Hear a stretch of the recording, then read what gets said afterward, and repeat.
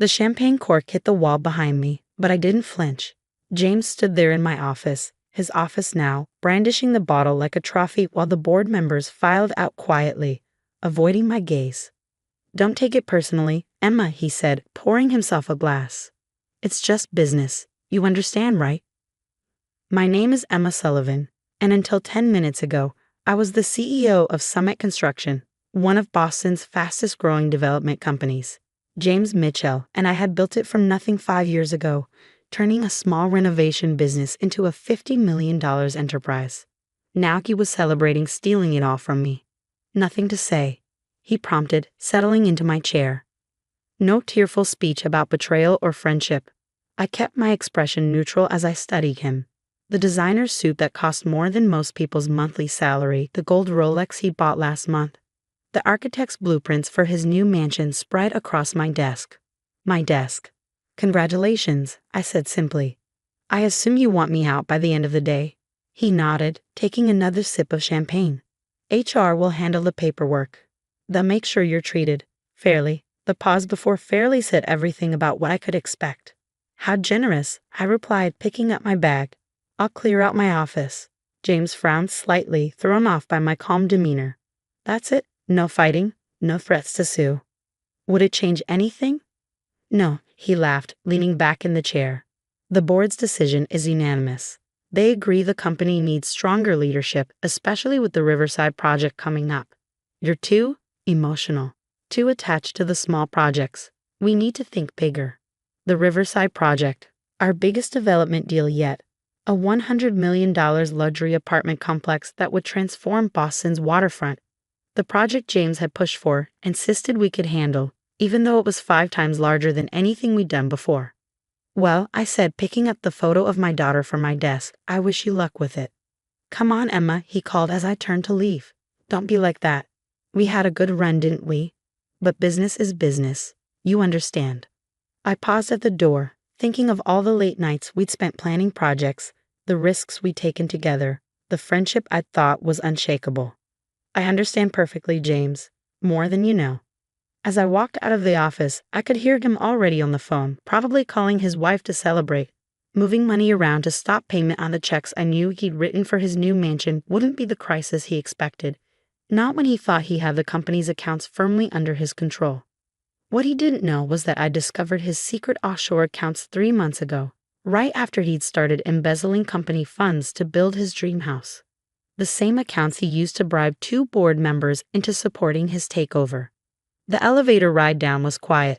Through the glass walls, I could see Boston's skyline, the same view I'd looked at every day as we built Summit from nothing into something remarkable. 5 years of work, of early mornings and late nights, all leading to this moment. My phone buzzed. A text from Mike, our head of operations and one of the few people I still trusted. "Is it done?" "Yes," I replied. "Start the sequence." Mike was one of the 3 people who knew what I'd been quietly preparing since I first discovered James's betrayal. Like me, he'd seen the warning signs, the unexplained expenses, the mysterious meetings, the subtle changes in James's behavior. As I crossed the lobby, I passed Linda from accounting, who quickly looked away. She'd been one of the first to know about James's creative bookkeeping, but she'd chosen to look the other way. Money has a way of buying silence, I'd learned. The morning air was crisp as I stepped outside, autumn leaves swirling around my feet. By noon, everyone in Boston's construction industry would know that James Mitchell had orchestrated a stunning takeover of Summit Construction, pushing out his co-founder and taking control of one of the city's most promising development companies. What they wouldn't know, what James didn't know, was that I'd been preparing for this possibility since the day I found the first discrepancy in our books. I drove to my other office, the one James didn't know about, in a converted warehouse across town. Mike was waiting for me, along with Sarah from legal and Tom from project management, my core team, the ones who'd stayed loyal. "Everything's ready," Mike said as I walked in. "We're just waiting for your signal." I nodded, setting my bag down and looking at the wall of monitors they'd set up. Each screen showed different aspects of our plan: financial records, project timelines, client contacts, and most importantly, the evidence we gathered of James's embezzlement. "How long until he notices?" Sarah asked, her legal pad already covered in notes. The first signs should start showing up tomorrow, I replied. But the real impact won't hit until next week, when the Riverside project contracts come due. Tom whistled low. He really has no idea, does he? James always did think he was the smartest person in the room, I said, sitting down at my computer. That was his first mistake. I thought back to how this all started. James and I had met at a construction site 7 years ago. I was overseeing a renovation project, and he was working as a project manager for a rival company. We clicked immediately, sharing the same vision for what a construction company could be. When we started Summit, we split everything 50-50. I handled operations and client relationships, while James managed the finances and business development. It worked perfectly, until it didn't. The first warning sign came when he started pushing for bigger projects, more ambitious developments. I wasn't against growth, but I believed in sustainable expansion. James wanted to chase the big money, the prestigious projects that would put us on the map. Then came the expenses, fancy dinners, luxury cars, first-class flights to meet with potential investors. I trusted him to handle the financial side, just as he'd always trusted me with operations. That was my second mistake. Show me the timeline, I said to Mike. He pulled up a detailed flowchart on the main screen. Phase 1 is already in motion. The documentation about his embezzlement has been anonymously sent to the SEC and the state attorney's office. Sarah nodded. I've confirmed they received it. They're opening an investigation. Phase 2 starts tomorrow, Tom added, when he tries to access the project files for Riverside. I smiled slightly. He'll find that all the permits, contractor agreements, and supplier contracts are locked up tighter than Fort Knox. What James didn't know was that I'd spent the last 3 months carefully transferring key aspects of our major projects to a separate system. Everything was legal. I'd made sure of that. But without access to certain crucial documents and relationships, the Riverside project would grind to a halt. My phone buzzed. A text from James. Board meeting tomorrow at 9.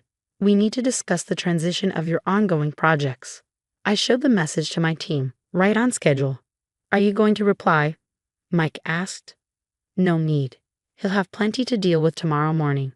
I turned back to the monitors, watching as our plan continued to unfold. James thought he'd inherited a successful construction company ready to take on its biggest project yet. What he'd actually gotten was a house of cards built on documentation he couldn't access and relationships he didn't understand. The next few hours were spent finalizing details. Sarah reviewed our legal position one more time, ensuring everything we'd done was above board. Tom coordinated with our trusted contractors, making sure they understood the situation. And Mike worked his magic with the company's digital infrastructure. Around sunset, my phone buzzed again. Another text from James. Found the blueprints for my new house on your desk. Hope you don't mind, but I've moved up the construction timeline. Now that I'm CEO, might as well enjoy the perks, right? I showed the message to the others. He really has no idea what's coming, does he? Sarah said, shaking her head. James always did confuse arrogance with intelligence, I replied. Tomorrow, he's going to learn the difference. As we wrapped up for the day, I took one last look at the monitors. Everything was in place. 5 years of building Summit had taught me a lot about construction, about foundations and load-bearing walls, about the importance of planning and precision. But the most important lesson I'd learned was this. Sometimes the strongest structures are the ones you build in secret, while everyone else is looking the other way. The next morning dawned cold and clear. I sat in my warehouse office, watching the monitors as James arrived at Summit Construction for his first official day as CEO. Mike had set up a feed from the building's security cameras.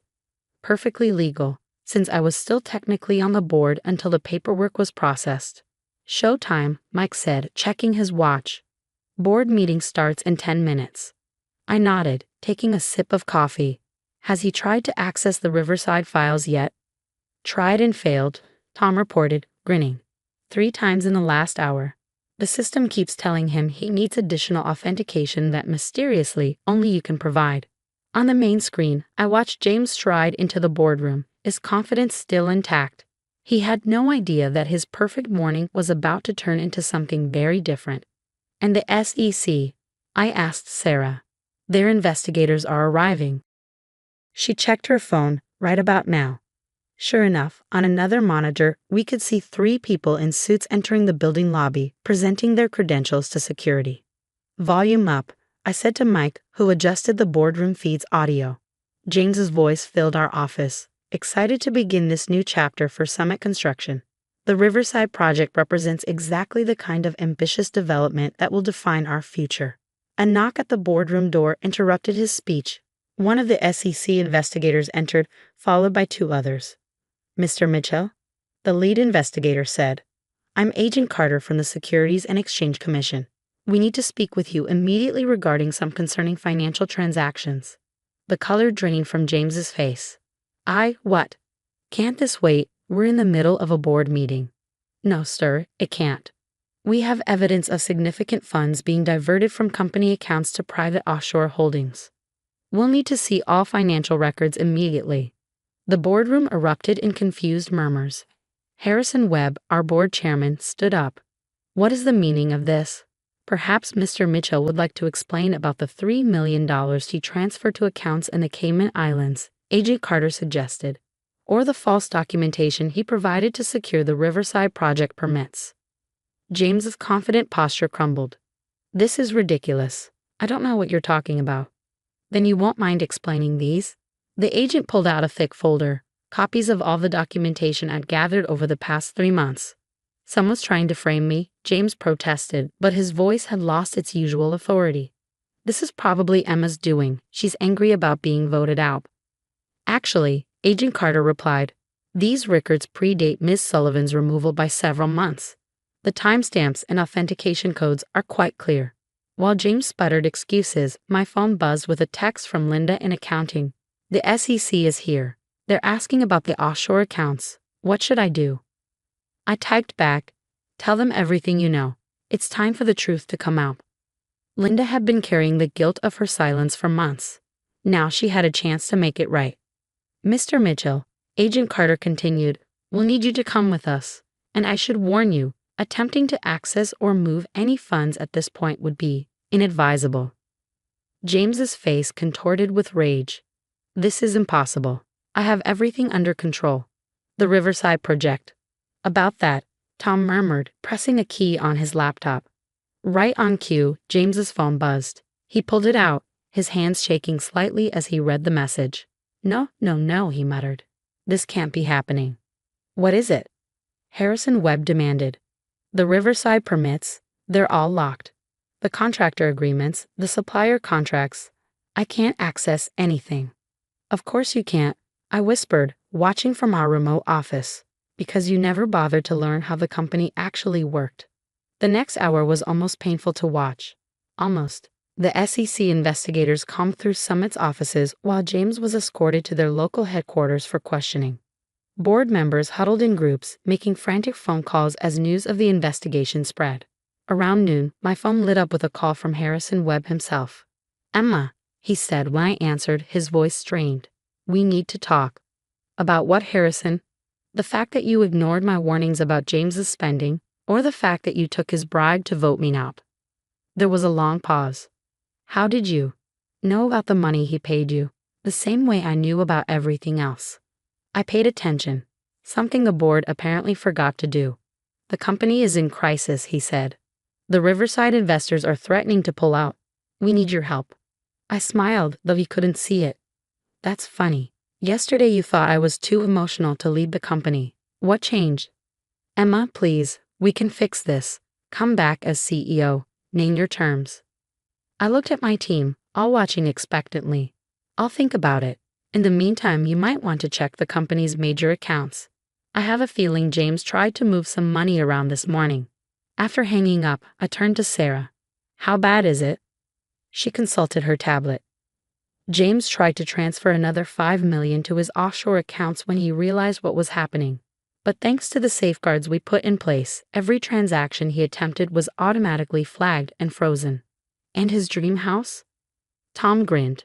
The contractors all received anonymous tips about his financial situation. They suspended work until they can be sure they'll actually get paid. The best part, Mike added, is that he used company money for the down payments. Money he no longer has access to. I nodded. feeling a complex mix of emotions. This wasn't about revenge, it was about justice, about protecting what we built from someone who saw it only as a personal piggy bank. My phone buzzed again. A text from James himself. "You did this. Somehow. You knew everything." "How?"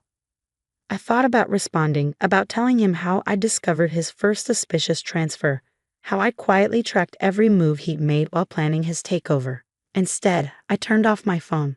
He figured it out eventually. By the end of the day, Summit Construction's board had called an emergency meeting. I watched via the security feed as they voted to reinstate me as CEO and accept James' immediate resignation. Not that he had much choice, he was still being questioned by the SEC. "Should we head over?" Mike asked as we watched the board members file out. I shook my head. "Not yet. Let them sweat a little. They need to understand that trust, once broken, isn't easily repaired." The next morning, I drove to James's dream house, or what was supposed to be his dream house. Construction had stopped midway, leaving it a hollow shell of steel and concrete. A fitting metaphor, I thought, for what he tried to build his success on. My phone buzzed with a message from Sarah.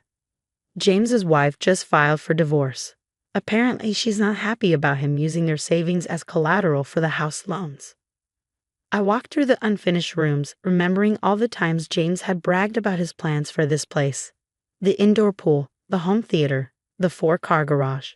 All built with money stolen from the company we created together. "Miss Sullivan?" I turned to find Agent Carter from the SEC standing in what would have been the grand entryway. "Beautiful view," she said, gesturing to the Boston skyline visible through the skeletal walls. "Shame about the circumstances." "How much trouble is he in?"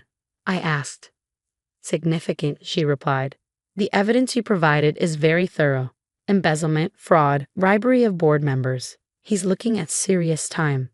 I nodded, thinking about all the choices that had led to this moment. He could have just been honest. We could have built something legitimate together. "People like that," Agent Carter said, "they always think they're too clever to get caught. They never understand that success built on lies eventually collapses under its own weight." Back at Summit's offices later that day, I finally returned to clean out my old office, though now, I suppose, it was my office again. The champagne bottle James had used to celebrate was still there, half empty on the desk. Mike appeared in the doorway. The board's waiting in the conference room. They want to apologize and discuss plans for moving forward. "Let them wait," I said, settling into my chair. "I think we've all learned an important lesson about rushing into things." Over the next few weeks, Summit Construction began to rebuild, not just its projects, but its reputation. We implemented new financial oversight measures, restructured the board, and most importantly, refocused on the kind of sustainable growth that had made us successful in the first place. The Riverside project continued, but on our terms now.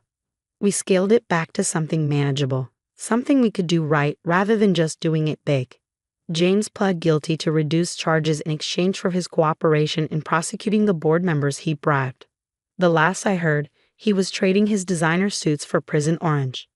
His dream house was sold at auction to cover his debts. I didn't bid on it. Some things aren't worth salvaging. One afternoon, about a month after everything had settled, I sat in my office looking out at the Boston skyline. Mike knocked on the door, carrying a familiar bottle of champagne.